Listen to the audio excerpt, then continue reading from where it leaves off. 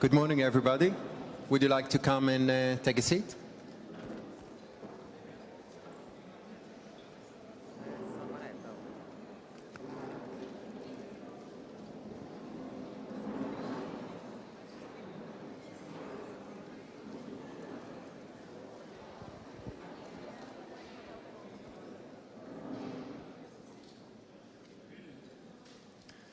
My name is Jacob Perez, and I'm very pleased to welcome you to the restaurant by Caesarstone and Tom Dixon. Before you start, as you can see, there's breakfast served on 4 kitchens. So whoever that hadn't had the chance to sample all 4 kitchens, you'll have time after the presentation. Francesca from Arabeschi del Latte is around. Where's Francesca? Here she is. So she can help with all the different delicatessen that she's prepared for us today. This restaurant will be operated as a restaurant, as a fully operated restaurant throughout the next 3 days. So people are going to be able to enjoy lunch and throughout the day. So that's something that is not just available for you guys. I would like to welcome Yos Shiran, CEO of Caesarstone, to come and open the stage.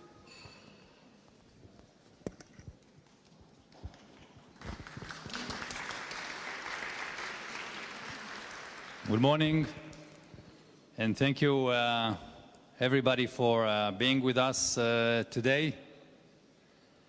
Caesarstone invented the quartz surface in '87, and since then have been leading a material conversion story. So if you are familiar with surfaces like granite, marble, laminate, they've all been replaced by superior material quartz. Caesarstone sparked this revolution and continue to lead the way all over the world. Offering a combination of premium quality and innovative and inspiring designs, Caesarstone is the ultimate surface for any kitchen. Today we operate in over 50 countries around the world. Our yearly revenues are around $500 million, and we are traded on the NASDAQ. Moving on to design. Design is one of our brand pillars, together with quality, innovation, and service.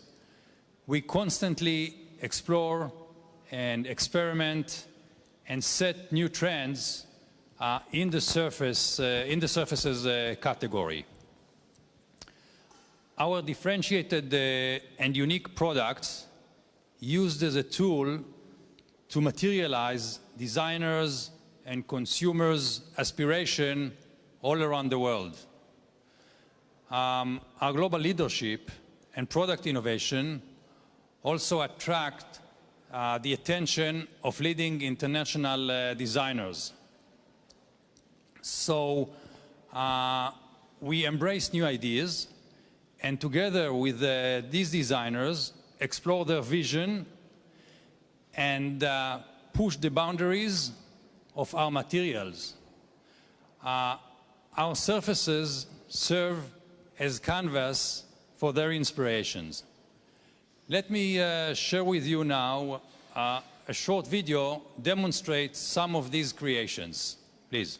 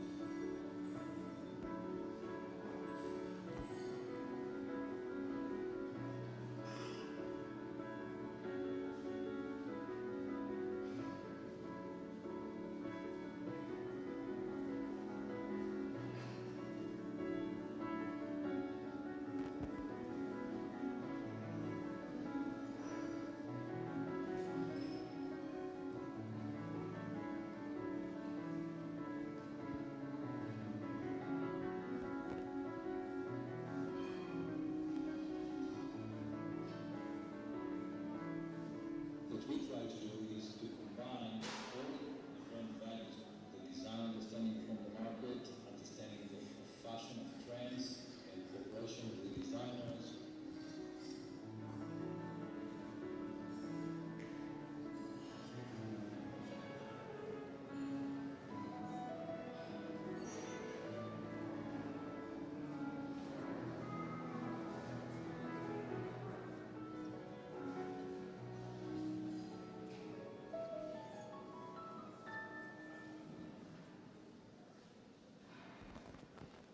Okay. So, being a global company, we wanted to explore kitchen designs across cultures and showcase different kitchen installations from selected locations in various countries. I'm proud to be here together with you and to present to you the restaurant cooperation between Tom Dixon and Caesarstone. And what you can see here is 4 kitchens that were designed by Tom and inspired by the 4 elements. This is the highlight of a world tour that we started 3 months ago in IDS in Toronto, and is now in front of you. What you see here is the outcome of a lot of effort that started with 3 factories in Israel, in the United States, together with 2 of our biggest fabricators in Europe, in France, and in the Netherlands. They were all involved in bringing Tom Vision to life. We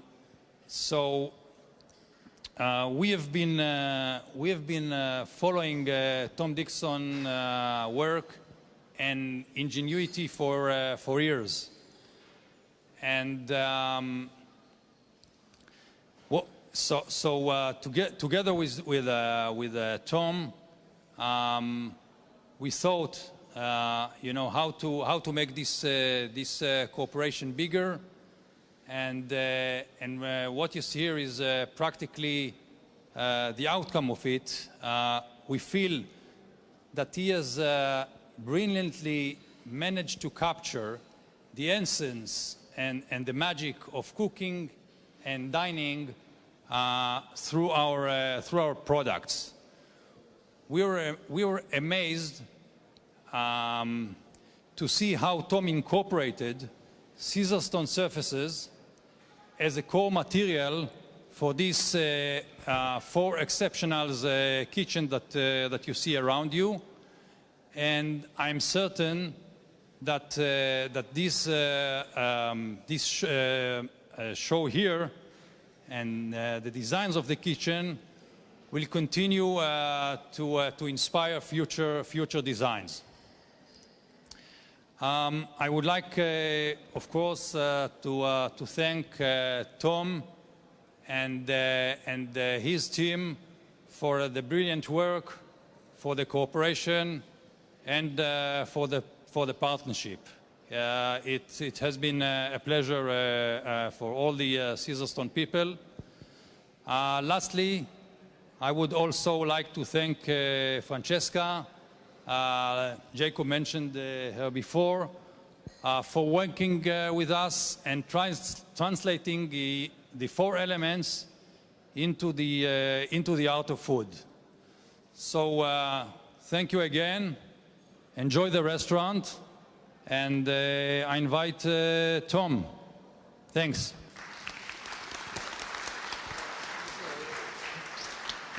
Okay. I got a clicker. Okay, hi. So, Clive, where are you? Help me out here. I've got some pictures for you. How do I do it, Clive? Okay, good. So this year,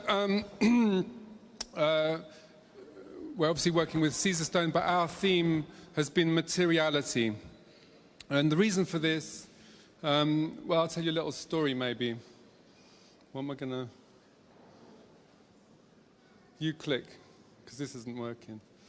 Okay, so this is a picture of me with rap superstar Usher, okay? So Usher is taking a selfie of himself and me together, and I've been doing a little bit of Instagram like all of you, right?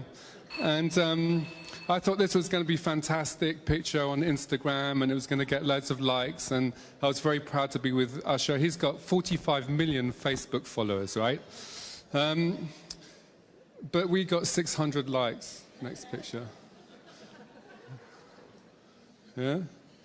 So that's my Instagram story. Next picture, please. Okay. So then we posted a picture of a block of wood. And this block of wood got 2,600 likes, which shows that the design community is a much more serious audience and not at all celebrity obsessed, right? And what they're interested in is what I'm interested in, which is materials and how you make things, right? So the block of wood is superior to Usher in our world. And that's why we called this season, and we wanted to make a theme about materiality. So all the partners, all of the objects that you see around here, all of the food cooked by the amazing chefs is really to do with the raw materials of our trade. We've always used big slabs of a product, in this case, in a pestle and mortar stone, and in this case, huge chunks of glass to make our things. And we want things to be long-lasting. We want things also to be usable not only in the home but in the professional circumstances as well. So we spend a lot of time getting the best quality stuff that we can, and we've surrounded ourselves with objects and materials and partners that also have this overlap between the professional world and the domestic world. There's some new things that we've produced this year, based also on things that we've been doing for a long time. So these stools made from offcuts of wood. Next, keep going. And, back one. And even with the Caesarstone, we find ourselves with a surface material made from quartz, which we use in a very different way, a more sculptural way, to really bring out the qualities of the material. So if we can talk a bit about the idea of a restaurant here. We have a restaurant in London, and I've taken to being the sous chef in the restaurant, which gives me a very different perspective on design from a lot of other designers, because suddenly you're at the bottom of the pile again. I'm used to being the boss, right? But in the restaurant, I'm very much the bottom of the pile, and I have to work in the team, and I have to use the equipment. And you can be a much better designer of restaurants if you've worked in a kitchen. So what you see in a kitchen is really the battering that the equipment gets. And really, one of the most important things is the surfaces. So we decided in Milan to do not a show of products, but to put together a restaurant, because it's the optimum landscape for showing people how things function. So with the Caesarstone, we started in Toronto with the first kitchen, which is called Ice, which is the one that you come to at the beginning. And the idea here really was to really demonstrate a kitchen not just as a series of pieces of equipment. And I think the traditional kitchen is really very much hugging the wall, really to do with square cabinets, but to show them as the important sculptural elements that they can be. So what we've done here is to create four kitchens. And we've partnered also not just with the Caesarstone but also with Electrolux, because they share that intersection between the professional world and the domestic world. So they've got a range called Grand Cuisine, which is what we're using here, which is a series of equipment with professional quality, latest equipment for chefs, where they do things like blast chilling, which we're going to demonstrate in these four kitchens over the week. And they specialize in professional equipment and domestic equipment, which makes them the optimum partner for us here. So Paolo's going to be cooking. Paolo, thank you. And he's going to be demonstrating not just the amazing new techniques of blast cooking, but also vacuum preserving the food as well, and steaming, and all the ways that the professional chefs make the amazing things they do, but translated into a domestic context. So that's the food and the collaboration with Grand Cuisine. And you can see, again, the similarity of materials that people like Grand Cuisine use and we use, like the cast iron, that is indestructible. Next. So the restaurant, I think all of you have sat in endless formal dinners in Milan, right? Sometimes sitting next to people that you didn't want to sit next to, sometimes sitting next to great people that maybe you run out of conversation. So this is a restaurant where all of this is broken up and deconstructed. The idea really is that you start off and you move in between courses. Every course you move to a different restaurant room. So it's a deconstructed restaurant where 4 courses are served in 4 different ways as you move around the room. The air kitchen, if you show the next picture, the air kitchen is really at the beginning, where you're going to be seeing all of the methods of incorporating air into food or sucking air out of food, the vacuum packing and so on. And it's really a very airy, sorry, I'm pointing at the wrong one. This is the air kitchen, right? So you can see even the Caesarstone is used in a much more airy way. And our lights are also the lights which are pierced and filtering the light. So air is incorporated into the lighting, into the surfaces, and into the food by the equipment. So that's the air kitchen. The earth kitchen, which is over there, is an exercise in really talking about the earthy nature of cooking. And here you have a kitchen where we're actually growing things in this aqueduct which sits above the kitchen, very much inspired by the arches that you see in the Besana around you. And there's going to be a series of very earthy root vegetables being cooked there. And you've got to remember, all this food which is around you is for eating, it's not for display, okay? As you get to the ice kitchen, it's really about the watery nature of cooking, which is the boiling, the steaming, and the ice. And so there'll be a series of icy treats for you today. And fire, of course, that element which everybody uses in the kitchen to char things, to flame grill things. And it's this kitchen over here where we've incorporated it not only with these much darker colours of the Caesarstone, but the copper that we've used a lot in our lamps. So that's the 4 kitchens, and they'll be operating as a restaurant all through the week. Next picture. And here you see Francesca, that was mentioned a bit earlier, from Arabesca di Latte, who's done the conceptual development of the food.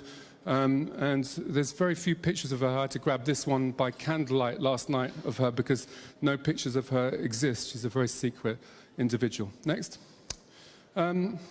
So you'll see the cooking methods again here. The chicken, a traditional Italian recipe where you squash the chicken in a hot brick for some reason. Keep going. The root vegetables from the Earth Kitchen. A weird type of marshmallow type thing from Italy, which incorporates air from the Air Kitchen, and the icy treats from the Ice Kitchen. Next. So being in the kitchen has inspired us also to make lots of artifacts, and we've moved more recently not just into furniture and lighting, but into accessories. And a lot of these accessories are defined really by the adventures we've had in catering for people. So the teapots we make and the trays that we make. And also, it's been kind of interesting being a designer that doesn't just do products, but also does interior design. This is the latest cocktail bar that we've designed, which is a secret speakeasy in Atlanta, in Georgia. And again, you can see, obviously, the lights from last year, the melt lamps that have been quite popular. But what it's done is to allow us to get much closer to drinking culture as well as eating culture. So you see here the interior of a space, and it allows us not only to think about how you serve food and how you illuminate spaces, but also odd things like the acoustics of a space or the smells of a space. So when we design, we're not just designing for making the object itself, we're also designing to really think about the impact on the space and how you operate these spaces as well. So the cocktail culture has allowed us also to collaborate with Johnny Walker, so you're going to have a load of whiskey. I know it's a bit early for whiskey this morning, but I think the bar is operational with Johnny Walker Blue Label and will be served all through the day and night as we go through the week, so enjoy the whiskey. And the cocktail culture has allowed us also to again, design more accessories and more drinking culture objects this year. And you'll see lots more of these things coming through from the product development teams that we've got. So furniture, lighting, drinking objects, food preparation, and more collaborations with other brands. These are other spaces we designed this year. Keep going, Clive. And like I say, even getting into other categories like scents as well. So you can see the elements theme, not just for Milan, but also in the smells that we're creating this year. Yeah, more smells and more finishes. So a few more of the objects that we're presenting which are new. So the flask lamp here, and you can see this very sharp move away from the metallics we've been using, the coppers and the golds, to this much more iridescent metallic finish that you'll be seeing a lot more of coming up in the flask lamp. Yep, a coffee set for all the people that didn't like the tea. They can drink coffee with us as well. Keep going. And here the new lamps which are coming through this lamp curve, which is really, again, another exercise in precision metalwork, really piercing very small holes, almost invisible holes in the structure to allow the light to be filtered through. And you can see here quite complex metalwork coming through with this central chandelier that you're seeing behind you here. So that's the new lamp called Curve. And the family of copper lamps that we've been, we only had one quite lonely spherical ball lamp in copper, and it's been an amazing object for us for a long time. So we decided to squeeze it and squash it this year. So we've pulled it a bit larger, and we've flattened it as well. You're going too fast, Clive. Okay, fine. We'll just finish on this slide. Okay, so here you see a hairy chair. Thanks, Helene, who put the whole show together. Helene wanted to make a hairy chair, so we allowed her to put a load of fur on the wingback chair, which is really an iconic piece. And of course, the melt lamps. So melt lamps were last year's big hit, and we've done an incredible amount of work with them. It was a collaboration with Front, the Swedish girls, where we used one of their molds and created a lamp together, which has been really quite successful. So we thought we'd add a few objects to the line, and you'll see here a standing lamp and a table lamp of the same set. And in the backdrop, what you see is another collaboration also with the carpet company Egger, who we've been working with last year. And the textiles all around and on the upholstery is also from Kvadrat. And there's also some leather in the back there from Bill Amberg. Bill's over there, yeah? So you can see that it's all tied together, this quite complicated series of themes. One, materiality, which is what we always work on, and all our partners are obsessed with as well. Material being very important for the quality of things and the durability of things, and really being the departure point for any designer's ambitions. The restaurant, which is really about doing a different way of presenting things in Milan, where instead of showing prototypes on a podium, we're inviting you in to come and actually sit on the furniture, test the furniture, slow down a bit in the madness that is Milan. And the elements, which is really about a different way of creating a restaurant and dividing this collection of kitchens into 4 different cooking methods, which then fit very neatly in this cruciform church here, which has 4 different spaces which are quite distinct. So please, in conclusion, eat the food that's here, because it's not for display, it's for enjoyment. Please come back. And please slow down and enjoy not just the Rotonda and the collections and the partnerships, but also the beautiful lawn outside. And I wish you all a very happy and successful Milan. Okay? Any questions? 2 things, actually. You will have images from here later this evening. They're going to be on the links on this fruit pack. There's a link for the press site. Any questions?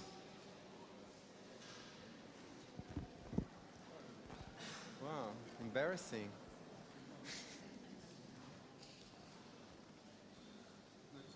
No questions? Where's the Moto Guzzi? Where's your Moto Guzzi? Okay, you want to ask that for serious? No, but you're supposed to be here.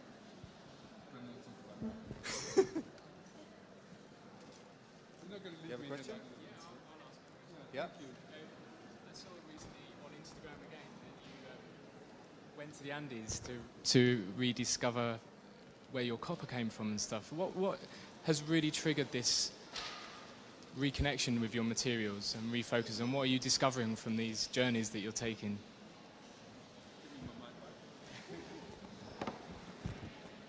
Okay, he saw on Instagram a visit to Chile, to the copper mines of Chile. What started my reconnection with the materials? It's never gone away, to be honest. You know, I think, like I said before, every designer is got to be obsessed with the raw material of their trade. I think the contemporary designer that is very computer-based right now is getting disconnected from the materials of the trade. It's too easy on SolidWorks or 3D Max to just change the material of an object with a button, right? So you can have a glass chair, you can have a textile chair, you can have a wood chair just by clicking a button. But I started designing really through a love of raw materials. And in fact, my first encounter was doing pottery at school. So I think that thing of actually manipulating something and transforming a piece of earth into a desirable object is really what made me a designer. And I've never lost that that passion for the stuff that things are made from. And I think, you know, the more you talk to designers, the more that's a motivating factor, and it really is the departure point. Okay, that was it then. Any more questions? Okay, I'm going to be here because you're all embarrassed to ask me questions, so you can ask me questions personally. So thank you. Okay.